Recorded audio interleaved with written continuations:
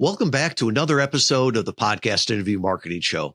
I'm Tom Schwab, and today we're going to challenge some common assumptions about what makes a great podcast guest.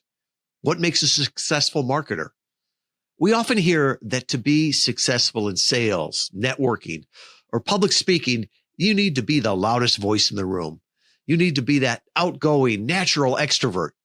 But what if that's not true? What if, in fact, introverts have an edge, especially when it comes to podcasting? To explore this, I'm thrilled to welcome today's guest, Matthew Pollard.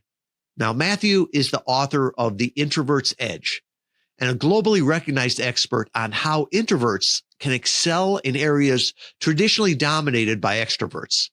He's here to share why introverts make the best podcast guests, how they leverage their unique strengths, and what actionable steps they can take to make their next interview their most successful one yet.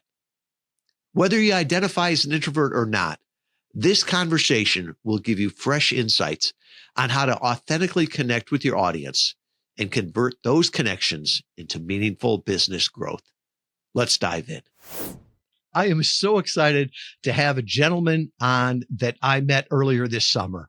He changed my view on who gets the best results on podcasts. You see, introverts have an edge today on sales, on networking, and especially on podcasts. This is the man that wrote the book on the Introvert's Edge. I'm happy to have Matthew Pollard here. Mate, I'm ecstatic to be here. And thank you so much for having me on. Well, let's give a little bit background. So if the people haven't read the book, can you give us the cliff notes of this on who you are and how you came to this viewpoint of the Introvert's Edge? Yeah, gosh. Why I wrote the book is purely because I know for a fact that introverts make the best salespeople, the best networkers, the best public speakers, the best podcast guests. And I kept saying that somebody needed to write a book on introverted selling, which was my first book, mainly because I got tired of introverts feeling like second-class citizens. And don't get me wrong, there was a book called Quiet that came out that I felt that did a really good job of making introverts feel really proud of themselves, but also kind of got them to say, well, I'm a proud writer, or I'm a proud coder, or I'm a proud graphic designer, but never felt like they could step into the sales roles, the networking roles. And it's interesting because Susan Cain, who wrote the book, she never actually said you can't do those things. As a matter of fact, she used to be a negotiator, in her original job, but which I guess anyone would consider a traditional extroverted role. But what people heard was what they wanted to hear. And so my books really talk about the fact that not only should you I'm not saying you should get into a sales role or become a business owner or become a leader. But what I'm saying is you should just first know that you can not only do those things, but do exceptionally well at them. And then decide if that's what you want to do. It's the same as podcasting. I want, the introverts that are listening today to know they can be the best podcast guests. I mean, there are podcasts I've been on that I have made over 6 figures on. And I mean, I've done them at home in my PJs, right? So you can absolutely get people to chase you from all over the world these days. And you can, with the right messaging, you can get people you can leverage the amazing power of technology through podcasts, through social media to get people to chase you from all over the world. I don't understand why anybody wouldn't want to do that. But the truth is that most introverts don't believe that they can. Even some introverts perhaps listening to me right now would say, wow, he's really articulate. And because of that, maybe he was introverted, but he's not anymore. You can't change who you are. I mean, introversion is just where you get your energy. And if you get your energy from being with people, you're an extrovert. If you get your energy by being by yourself, you're an introvert. And while, Tom, I've loved my time with you. Every time I've spoken to you, I still have lost a little bit of energy afterwards. That's just because I'm introverted. It's not, there are other people that take more of my energy. And when I go to a networking event unprepared, it takes a lot more energy. If I go completely prepared, it takes a lot less, but I'm still a little bit more tired because I've done that. And so that's what really my books are all about. And truthfully, I learned it the hard way. I mean, I fell into commission-only sales and it was 93 doors before my first sale. And I taught myself how to sell in a methodical process, free of bulldog techniques on YouTube. So I'm not saying that you need to buy a program to learn how to do this. I'm telling you, you need to know that you can. And I think that is so powerful. And when you gave permission and said, you can play to your strengths as an introvert here. Because I remember when you asked me, are you an introvert? And I said, well, I'm a functional introvert. And you're like, what's that mean? And it was almost like I had to apologize because I grew up in sales also. And it was like, you had to be extroverted to do this. And I just never sold the same way. And I sold as an introvert. I could do the extroverted things like the meetings and all of that, but they dragged the energy out of me. In the same way, I can speak from stage, but it drains my energy. And coming and doing podcasts, I find is much easier. This is the same one-on-one conversation we would be having, if we were back in Grand Rapids, just talking over a beer. So I think it's much more approachable. And one of the things that you said there, I'd like you to expand on. Why do you think, and I agree with you on this, that podcast guests, introverts make better podcast guests? Can you expand on that a little bit? So I think because they don't make it all about themselves is one of the big reasons. And the other is because we plan and prepare. And I want to come back to that point you made about I came from sales and I felt like I had to apologize for being an introvert, because I can tell you, I've spoken at some of the biggest sales events in the world. And there's been times where I've done a retreat afterwards for all the senior leaders. And I've just asked them, are they introverted or are they extroverted? You'd think it's a relatively benign question, but some of the answers I got back were horrific. Like I'd get responses like, oh, I was introverted, but don't worry, I'm not anymore. Like it was a disease they had to recover from. And the truth is that I personally believe that an introvert being successful is not about trying to become more extroverted. That's a recipe for disaster. And introverts really want to show up authentically. And trying to show up as an extrovert is inauthentic in its nature. So of course that's not going to work. But what I find is if introverts stop apologizing for who they are and start leaning into their natural gifts, what they're amazing at is, well, firstly, planning and preparation. So firstly, when I come onto a podcast, well, I don't do it anymore. I've done nearly 200 of these. But when I first started, I would think about every single thing I was going to say and how I was going to respond. I leveraged stories so that I didn't hit people with a bunch of jargon that didn't cause people to act. And don't get me wrong, I've seen introverts get on podcasts. I've seen extroverts get on podcasts, and they handle the podcast interview the wrong way and they get nothing out of it. But what I will say is that when an introvert knows a strategy, a step-by-step path to creating a successful podcast outcome, which isn't saying, find me on my website or come and hire me. It's actually the opposite. You tell people to use a resource and not to hire you. But when you do it correctly, all of a sudden it stops becoming about you, and you realize that you can actually empathize with the person that's listening and make it all about them. And that's really powerful. And what kills me a lot of times is when I see an introvert doing a podcast interview or a sale, and they feel like they have to become someone else. And all of a sudden, they make it all about themselves. And I've always wondered whether it's because of that imposter syndrome, so they feel like they have to talk about themselves, or whether it was coming from this place of they felt like they had to become someone else. And I learned it's because they felt like they had to become someone else, because sales was that transactional thing where it was all very I-centric. So I would suggest that if you're an introvert and you want to be great at being a guest on a podcast, you need to understand that firstly, usually the host will send you a series of questions in advance, or they let you choose your own questions. So you can think about how you would answer those questions. And I don't mean hitting them with a fire hose of jargon and information. I mean, Tom, you heard me talk about storytelling when you saw me speak. And stories have a wonderful way of engaging with an audience. So if you have a natural tendency to answer questions with detail and fact as opposed to story, then as an introvert, you need to plan and prepare stories that you would tell that are a lot more authentic and genuine. And I'm not talking about stories of that read like testimonials and case studies. That's braggy. I'm talking about stories that motivate and inspire them to take action and are much more like the story of your husband, how you met your husband or wife. These stories that have evolved over time to really have a lot more deeper meaning and talk about, the fact is when my wife and I told story of how we met the first time, I can honestly say that it wasn't as good as it is today. Like there were things that people didn't resonate as well with. There were things that people loved that we might have embellished on. Today, the story of how we met, when we tell it together, it's a theatrical masterpiece. And I don't understand why when people get on podcasts, they don't have these theatrical masterpieces that they share. Except for the fact that extroverts are winging it, which makes them naturally bad because they're making it about themselves, and it's never going to be as good as it could be. Where someone like me will plan and prepare and then I'll iterate, which is another skill set we have. Instead of getting off the podcast and tonight beating ourselves up about the things that we didn't do well or what we should have said differently, what I do is I say, okay, what was the improvement opportunity? What one thing could I have done better that I'll do better next time?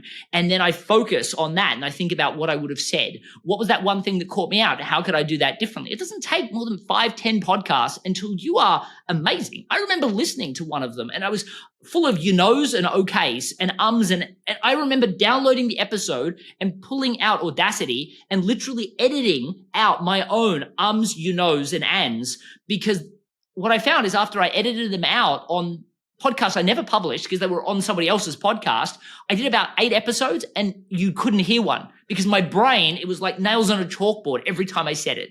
Introverts are willing to put in that effort. And more importantly, we're willing to put ourselves in other people's shoes. Our ability to empathize, to actively listen to the host about what they're trying to get for their audience. Those are superpowers that extroverts, let's be honest, they're not the best listeners. They're not the most empathetic. Now, I'm not saying it's not skill sets that they can't learn, but it needs coaching. We introverts have that. The problem is that we don't leverage those skills because we think we can't do these things well. And after we talked, I started to do more research and I went back and polled a lot of our clients. And you know, our best clients, the vast majority of them were introverts. And it was really interesting because everything you were saying was spot on. Those ones that were very extroverted, they didn't prepare, right? They knew their stuff. They were almost, dare I say, like the carnival barker. You just put me on the microphone and I will start talking. No matter what the question is, I'll answer it. And often they wouldn't answer the question. They'd talk over people. And we always do a lot of coaching, right? And to listen to their interviews and give them feedback. And it was interesting that the introverts were more appreciative of that, took action on it. And Matthew, you know what? The introverts were actually trying to get better because they were listening to their interviews. It's almost like the game film. So they got better. They looked at this as a craft and a way to get better. And as a marketing channel, it's not just about going out there in a keynote. It's about their going out and connecting with people, get that know, like, and trust. Absolutely. And I mean, one of the things I love about podcasts as a forum, I mean, you're talking to a guy that speaks on stage, and that was not my natural setting either. But when you blunder on stage, you can't like say, oh, can I say that again? On a podcast, you can. So it's so much easier to, I mean, you're in this really natural setting. I mean, right now I'm speaking at an event later and I'm in Nashville. So, I've got this background, but most people listening to this are listening to it in an audio format. So it wouldn't matter really what the background would be. And truthfully, a lot of podcasts still are predominantly audio, if not all audio. So because of that, in a lot of times, and I always ask this question, are you using this video or is the video really just so we have a better connection? And when they say it's a better connection, I switch off the lights that are on right now so I can be a little bit more relaxed because I have an eye condition that struggles with white light. And then I'm having a more authentic dialogue with them through video, but I know that I can just lean back. I don't need to dress up. I can be a lot more relaxed. And truthfully, people appreciate that. When the host can see you're just being your natural self, then they're so much more comfortable to have that dialogue with you. And one of the things, and there's some real science. I interviewed Ivan Meisner, the founder of BNI, the world's largest networking group, on my podcast, The Introvert's Edge.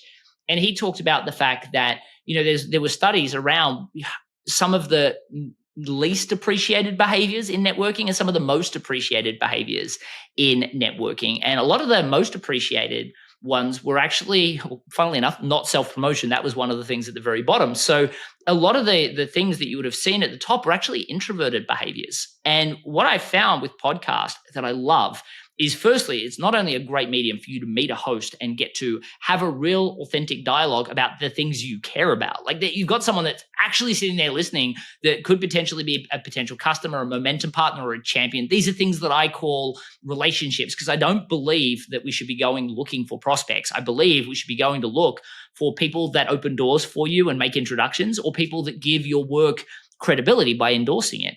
But they're sitting there listening to you and actively listening because they're thinking about what next question and how it applies to their audience. It's amazing.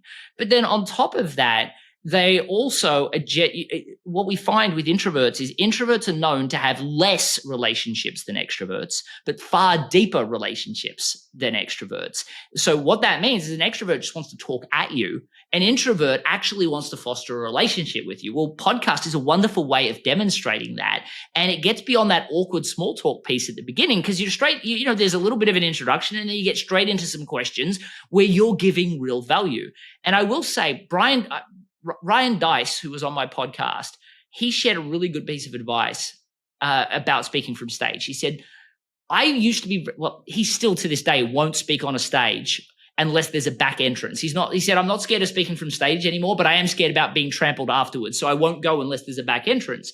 But he said, I was scared about speaking from stage until I realized that it wasn't about me. And soon as I realized that I'm sharing this content, not to show people how amazing I am, but to help them in their lives. And my job was to empathize with them and work out where they were so I could meet them where they were.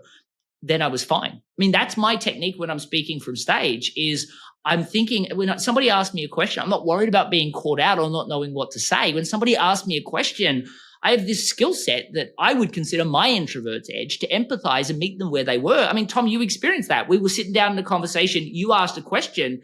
And if I was in an introverted place where I was trying to make it about myself, I could have potentially seen your question as interrupting because you weren't finding the things that were working for you. But your question was, I'm open to this concept, but I'm just trying to figure out how it fits for me. And because of that, I could empathize with you and see something in you that, I mean, you've worked with consultants before. You've worked with lots of people before. I saw that they didn't see. And that was my introverted power of empathy. And every introvert has it. We just have it switched off when we're doing these activities because we're trying to perform, not be our authentic selves. So you talk on a lot of physical stages, but digital stages. And I know you're comfortable on both now, but can you go back when you were starting out? Were you more comfortable in one area than the other? Oh, I was much more comfortable in podcast. I mean, for those people that, I mean, my first stage presentation was 45 minutes long. The stage would have been maybe 6 foot by 3 foot. And I must have bounced off that 6 foot stage like about 100 times a minute. My hands were flying. And I mean, I got clients out of that. It blew me away. And again, it comes down to the psychology of sharing story and telling people not to buy from you because the brain can't process a negative, which unbelievable. But those do not slip signs cause more people to slip. It's like saying, don't miss when you're playing basketball. You miss more often. But what's interesting is when I got on podcasts, I found, firstly, when you start, everybody wants to get on the big podcast. Drives me nuts. Like, if I'm going to get on the big podcast, I want to be able to bring my A game. Now, if I haven't been on a podcast before, I'm not going to bring my A game. It's probably going to be my C or D game. And I can tell you, I thought I nailed my first podcast interview. And then I listened to the game tape and my gosh, I wasn't good. I mean, I was good in the content, but I didn't tell stories. I educated. I went through process and frameworks. I did all the things I tell people not to do when they're networking and selling. And it was because any skill set that's new, it's like when I spoke from stage the first time, I thought that I needed to give my credibility for why I deserved to be on stage before I went into the content. And this guy, Tom Singer, came up to me. He goes, Matt, you've been responsible for 5 multi-million-dollar success stories. I mean, you're amazing. So you definitely have better content than I'm ever going to be able to share from better credibility than I'll ever be able to share. I should requalify. But I hated you after the first 15 minutes of seeing you on stage. He said, I just heard the word I so often. He said, if you grabbed that and put it after story 2 and threw yourself under the bus where you put up the photo of you with bad acne, you talk about the 93 doors and you bring people back up with you, they'll love you for it. And you don't need to bring your credibility right up front. And I find the same thing in podcast. It was when I started doing podcast, I felt like I needed to explain why I needed to be there. And then I started to share value. What I realized, people don't care about you until firstly, they see that you care. And then secondly, they see that you have something to offer. Then they want to know, okay, can you tick the credibility boxes? So if I hadn't have been on some of these really bad podcasts that truthfully aren't even there anymore and don't exist anymore, I would never have been able to. I mean, I've been on podcasts like, let me just think, Entrepreneur on Fire, Eventual Millionaire, the self-made man, and I could probably list a whole bunch of others that each one I know for a fact I've made over six figures from. But I know for a fact I wouldn't have if it was my first podcast. They probably would have just clicked. So I will say that podcast is a great medium to start with. It's a great medium to practice with. And just like you pay for time to go on a racetrack to practice when you're not in a competition, you should pay to get or spend time if you don't want to pay somebody to get you on a podcast interview. You should do that. You should either pay with your time or with money to get on not saying bad podcasts, younger podcasts that haven't got that notoriety, so that when you get onto those higher level ones, you know exactly what to say. You've listened to enough game tapes to not get rattled, to know exactly how to frame it. And if you're not getting leads from the lower level podcasts, you might be saying, well, they don't have a big enough audience. I have never really gone on a podcast and not got a deal from it. But I get a lot more deals on the bigger ones. But I don't know if I would have got those big numbers of deals on the bigger ones unless I started nailing the small podcasts. You are so spot on there. And I think of sometimes people come to us and the first thing they say, I want to be on Joe Rogan, right? It's almost like every play, anything on theater, there's a thing called off-Broadway. The biggest names start off Broadway. They work it out. Then they get it there. It'd be like, I'm going to play my first football game. I want to play the Super Bowl. That sounds ridiculous, right? You'll embarrass yourselves. That's not what it's about. Well, it's worse. You're not going to get invited back. That's the problem, right? Like Entrepreneur on Fire, I've been back multiple times. Eventual Millionaire, I've been back multiple times. Those doors are closed if you don't nail it.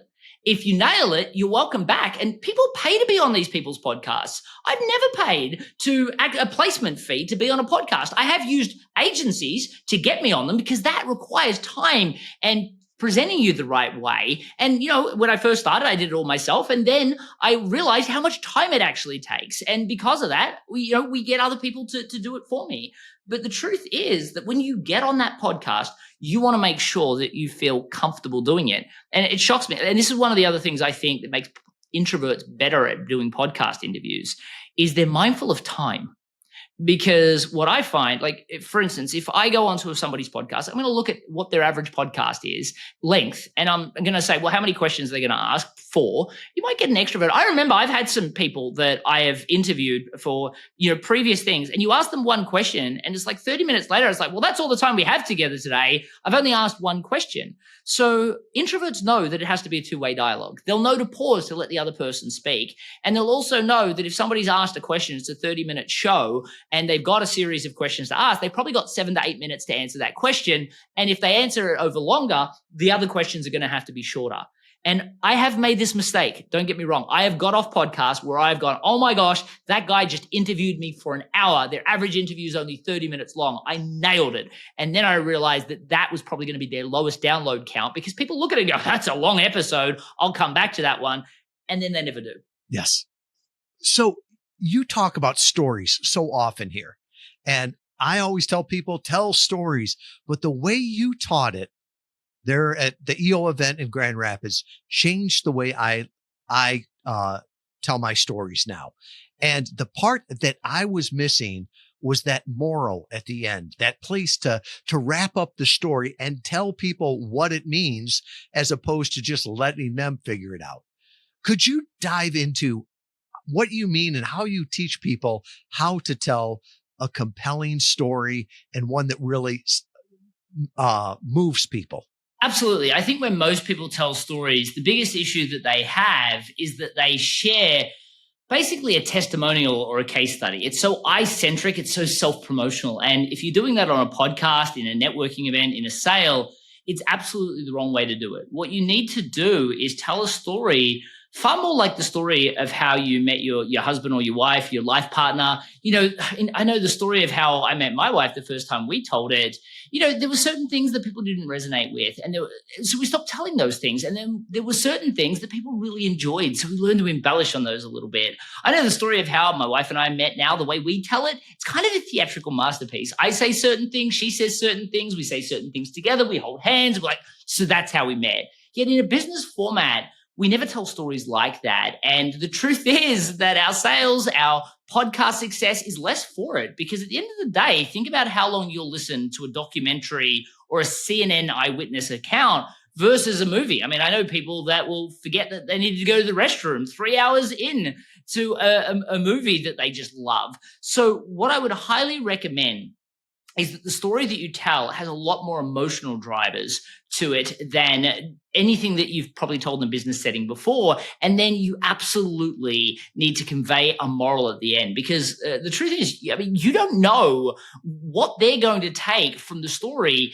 if you do not share the moral at the very end. And I will say that people's experiences, their backgrounds, whether or not they've had their morning coffee or a fight with their spouse this morning, really does tend to affect the moral that they take. But also when I finish in a podcast interview, for instance, Tom, I might say at the end of it, telling you a story, I'll say, so for Wendy, while she could have started by learning a sales process, really she would have lost if she had done that. Instead, what she needed to learn how to do is differentiate, niche down, and create, and then a sales system that she created required far less heavy lifting. Does that make sense? And of course, you as the podcast host, you're going to say yes, and that leads in to the next part of the dialogue. But also, I've solidified that knowledge for everybody that's listening. Now, in a sale, I'm going to say, does that make sense? And the person that I'm speaking to is going to say, yes, that does make sense. And I'm going to go, great. Well, at this stage, I can really talk to you about a great free program.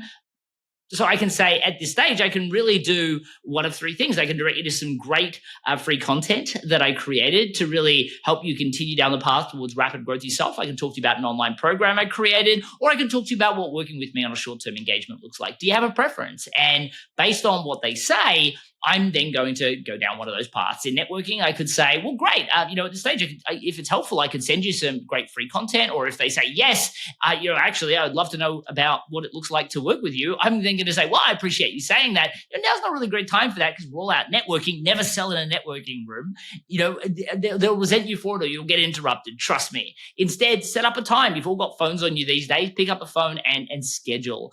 But the great thing about leading to the moral is, firstly, you solidify what you want them to take from the story. And more importantly, you also give the person that you're talking to an opportunity to say yes, and then move to the next part of the sale, the next part of the podcast, whatever that may be. Now, I will tell you that most people, when they tell a story, as I said, it's a testimonial or a case study, and therefore there's a lot of missing detail. And the missing detail, a lot of times they don't even know the answers, or they don't even know that detail, I should say. I'll give you an example. I worked with a gym franchise, and the gym franchise, the story basically was, and I do this thing where I transform a story from stage. And when I do that, there's always somebody that comes up and they tell a great story usually, and then I transform it. And this one person, that she told this wonderful story about a person that was leaving the gym. She decided to cancel, and she convinced her to stay, and she convinced her to get personal training, and now she's happy and still a member. And I just asked the question, like, why did she want to leave the gym? And she's like, oh, she wasn't losing her desired weight. And I said, oh, that's interesting. Like, why was she trying to lose weight? The person didn't know. So she had to go and find out. It turns out this person had seen her doctor, and her doctor had said, look, you need to lose weight if you're trying to get pregnant, right? We've tried everything else. This is the only thing I can think of that might make a difference. I'm like, think about this person, like feeling doubt that perhaps she's letting down her spouse, maybe letting down her parents, that they won't have grandkids. I imagine how she would have felt canceling this gym membership, which was her last hope. And then I just asked, did she get to lose the weight? Yes. Did she get pregnant? Yes. How are her parents about being grandparents? Amazing. This is the depth of the story that most people really don't speak to. And I will tell you, I give this example from stage where I talk about this electrician that I really break down the framework of a story into real cost, opportunity cost, and emotional cost of the problem. And, this one time I was sitting with a person and they told me that they didn't have any problems in their business. And I must have driven 45 minutes out. So I'm like, really? No problems at all? And he took pity on me. And he's like, well, actually, you know what? Occasionally my staff don't clean up after themselves. And I jumped on that like any salesperson would. And then I got to the end and then, I asked them how much it's costing them. And he responded with, well, not much money at all, a couple of dollars here and there, maybe a couple $100 a month. And I'm selling a $10,000 training. That's not going to get me the deal. Then I asked him what the opportunity cost would be. And what I meant by that, and what I said is, look, I'm sure you go out and see people yourself. how many people do you go out and see? He's like, well, maybe 10, not as many as my guys. They're probably going out to 40. I said, okay, do you ever get referrals? And it turns out he got about 2 to 3 referrals for every single group, every time he went out and did 10 clients. Well, it turns out that his staff weren't getting anywhere near that many referrals. Like he would have got around 12-ish referrals on a monthly basis if he had have gone to as many people as his team. And yet his team were averaging about 2. So there was about $10,000 worth of less lost revenue. And we assumed it was probably because they weren't cleaning up after themselves. So as a result, we focused on understanding that that's probably customer service related. So now I'm probably going to be able to sell my training. And yet I went further and I went to emotional cost. And I said, have you ever missed like a kid's football game or a dance recital because perhaps you got a phone call on a Friday night and you had to go and clean up because you couldn't get that staff member on the phone? He's like, it just happened last Friday night.